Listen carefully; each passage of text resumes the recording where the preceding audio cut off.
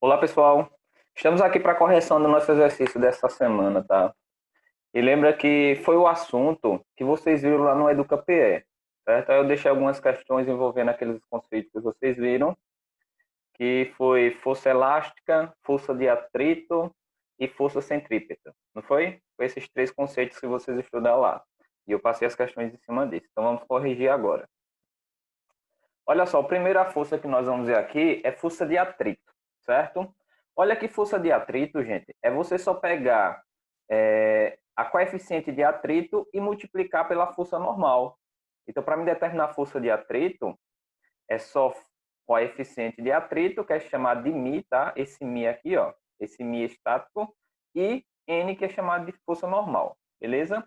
Então, para me determinar a força atrito, é só essa multiplicaçãozinha de coeficiente de atrito vezes força normal.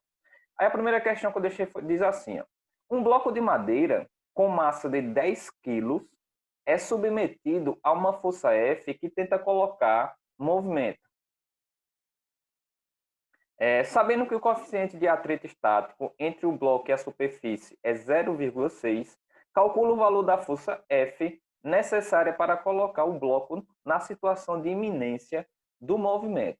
Considere gravidade igual a 10 metros por segundo ao quadrado.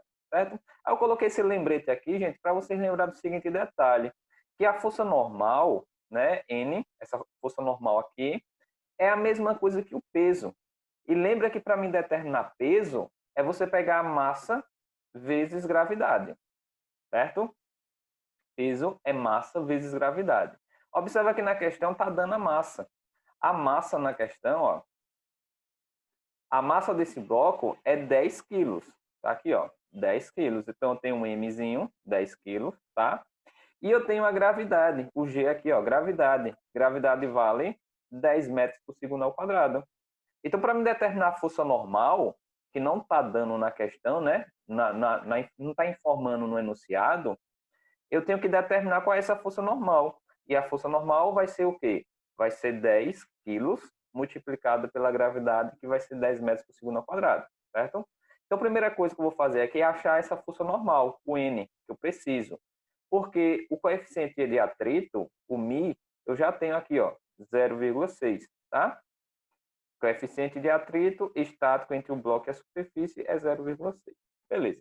Então, N, que é a força normal, é a mesma coisa que 10, que é a massa, multiplicado pela gravidade, que é 10 também. Tá? Então, vai ficar 10 vezes 10, que vai dar 100. Ou seja, a força normal equivale a 100 newtons. Esse Nzinho aqui no final, gente, não representa a força normal, não, tá? Esse Nzinho aqui representa Newton, né? 100 newtons, que é a unidade de medida de força. Beleza. Então, a força normal nós temos. E para me determinar a força de atrito, que é F igual a μ, né? Essa aqui em cima, ó, μ vezes N, que é a força normal, vai ficar da seguinte maneira. F, que é a força de atrito, é a mesma coisa que 0,6 vezes 100. Né? 0,6, que é o coeficiente estático, o coeficiente de atrito estático aqui, ó, 0,6, multiplicado pelo N, que é a força normal, que deu 100. Então vai ficar 0,6 vezes 100, e se eu multiplicar, eu vou achar 60, ou seja, 60 newtons. Então a força de atrito nesse bloco é de 60 newtons, certo? Então está aí respondendo a primeira questão, bem simples. Segundo, um bloco com massa de 3 kg está em movimento com aceleração constante na superfície de uma mesa. Sabendo que o coeficiente de atrito dinâmico entre o bloco e a mesa é 0,4, calcula a força de atrito entre os dois, considerando que a gravidade é 10 metros por segundo ao quadrado. Olha que pede para calcular a força de atrito. Tá? Então é a mesma coisa da primeira questão, mesmo jeito. Olha aqui, a força normal, o N, não está dando aqui no enunciado, né? Mas está dando a massa e está dando a gravidade. Então, primeiro eu vou achar a força normal, N. Então, N aqui vai ser, ó, 3 vezes 10. 3 porque a massa é 3, e a gravidade 10. Então, 3 vezes 10 vai dar 30, ou seja, a força normal é 30 newtons. Beleza? Aí, para mim achar a força de atrito agora, eu vou fazer o quê? Multiplicar o coeficiente de atrito dinâmico, que é 0,4, multiplicado pela força normal, que é 30. Então, 0,4 vezes 30, eu vou achar 12.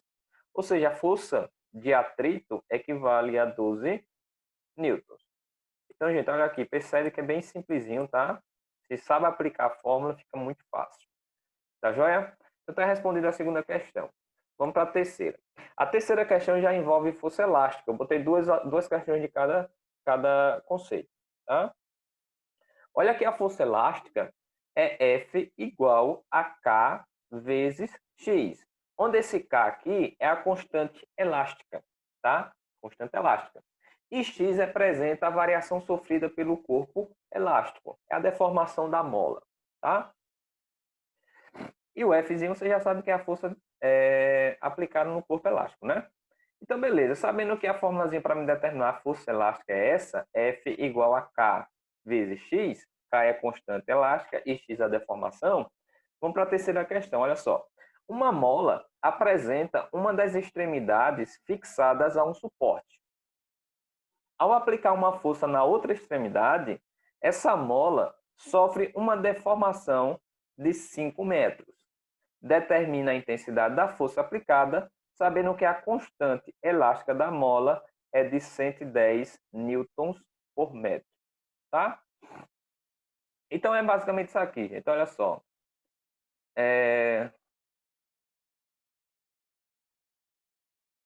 Eu vou tentar fazer aqui no mouse, tá? Mas olha só, imagine que isso aqui é um ganchozinho, tá? E tem uma mola aqui presa nesse gancho, certo? Então aqui a mola no seu formato, no seu ponto inicial, sem deformação nenhuma, certo? Aí está dizendo que foi aplicado uma força.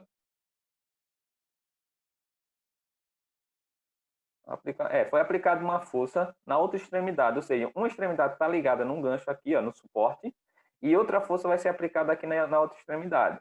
Então, observa que vai acontecer isso aqui, ó.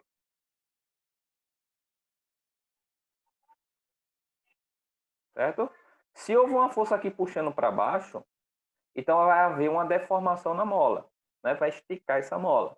E essa deformação foi de 5 metros, é o que está dando aqui, ó, a deformação de 5 metros, tá? A constante elástica dessa mola é de 110 newtons. Então, qual foi a força aplicada? É isso que pergunta. Então, vamos determinar aqui, ó. Força vai ser 110 vezes 5. Por que 110 vezes 5, gente? Porque 110 é o K. Olha que é a constante elástica. E a constante elástica dessa mola é 110 newtons. Então, está aqui 110. Vezes a deformação, que é o X. Ó. O X é a deformação sofrida pela mola. E a deformação foi de 5 metros. Então, vai ficar 110 vezes 5, que quando eu multiplicar dá 550, ou seja, 550 newtons. Então, está aqui a deformação, só isso. A força aplicada, desculpa, a força aplicada é de 550 newtons. Beleza? Só isso. Quarto, determina a variação de uma mola que possui uma força atuante de 30 newtons e sua constante elástica é de 300 newtons por metro. Olha que nessa questão aqui, nessa quarta, já é um pouquinho diferente da terceira, porque na terceira pede a força elástica. Qual é a força que está aplicando naquela mola? Aqui não, aqui já está dando a força e quer que determine a variação. Quando aplico essa força na mola, quanto deformou? Quantos metros, quantos centímetros? É isso que pede. Quanto deformou dessa mola, tá? Então vamos determinar isso. Então olha aqui a formulazinha essa daqui, ó. F é igual a K vezes X, né? F igual a Kx. Olha que a força já está dando que é 30 newtons. Então no lugar de F eu coloco 30, tá? A constante elástica é 300, ou seja, o K é 300 e o X é o que eu quero achar, que é a deformação da mola, né? A deformação elástica. Então, se eu substituir, vai ficar assim, ó, 30 é igual a 300 vezes X, tá?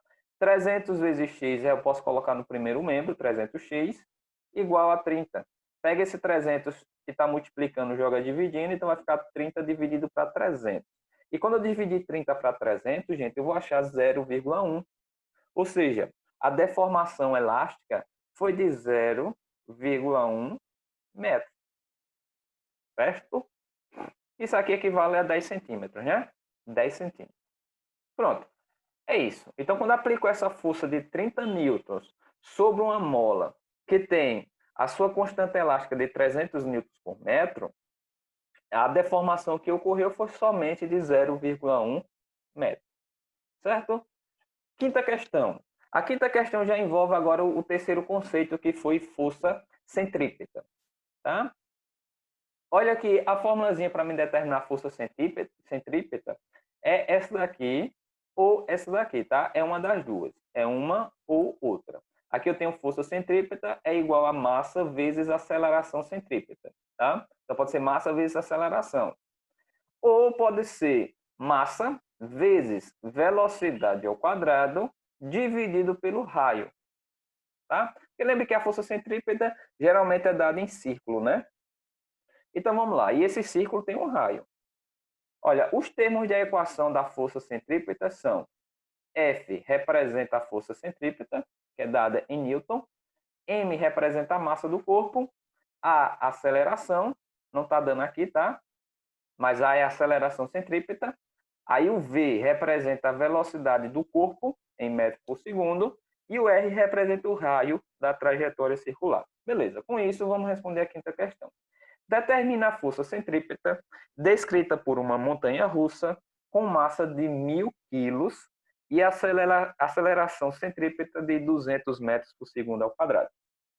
Beleza. Esses assuntos, esses três conceitos, gente, são assuntos que eu não passei para vocês ainda, mas não se preocupe que a gente vai ver esses conceitos, tá? Então a gente vai estudar mais profundamente. Então vamos lá. Se eu quero determinar a força centrípeta aqui, ó, olha que já está dando a massa é de 1.000 quilos e a aceleração é de 200 metros por segundo ao quadrado. Então, nesse caso aqui, nessa quinta questão, eu só vou precisar utilizar essa primeira formulazinha aqui, ó. Certo? Força centrípeta é igual a massa vezes a aceleração.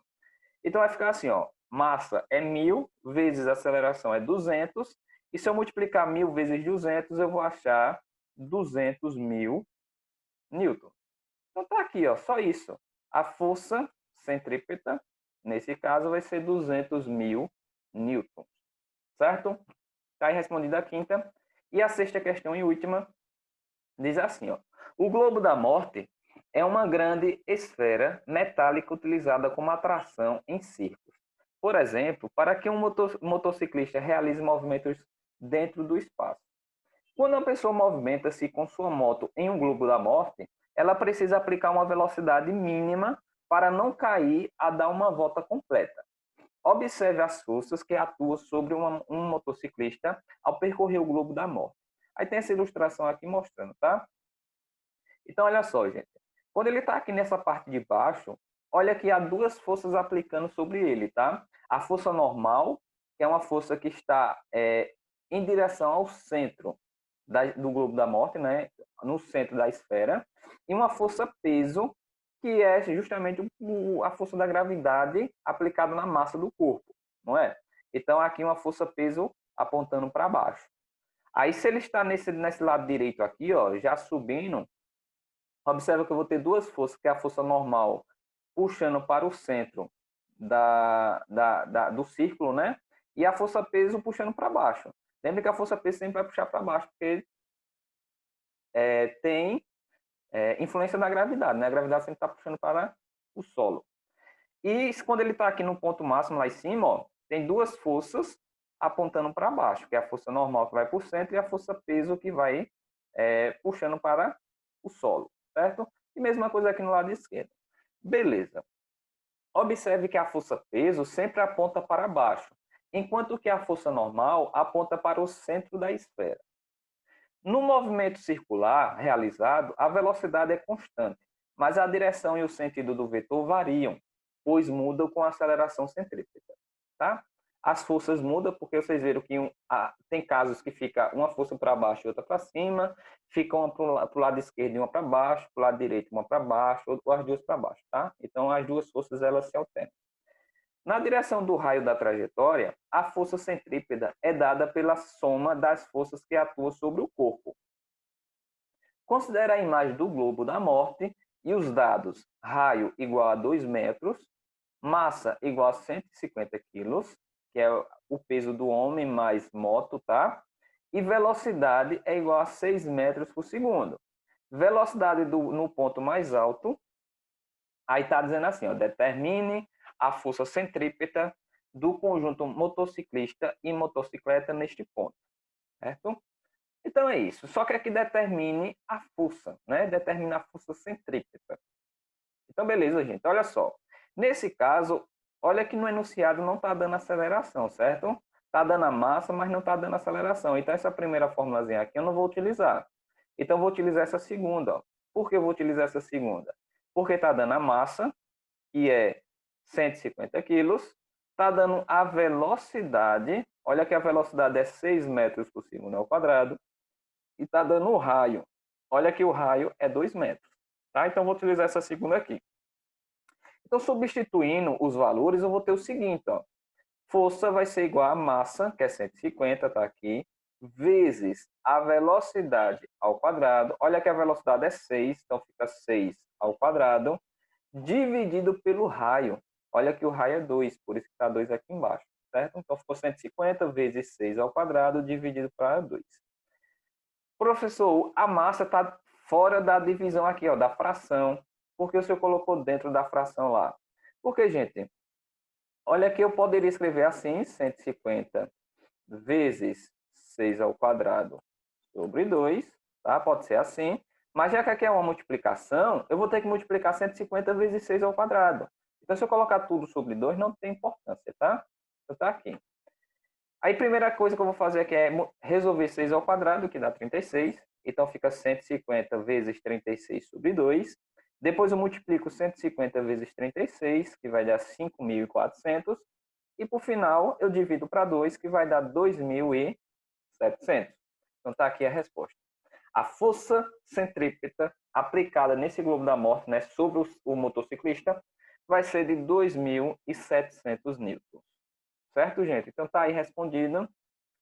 Esse foi o exercício, tá? Dessa semana que eu passei para vocês. Como eu falei, esses conceitos, esses conteúdos, ainda eu vou passar para vocês de forma mais detalhada, ou em sala de aula quando a gente voltar, ou através dessas aulas remotas mesmo, tá? Então, gente, é isso. Até a próxima.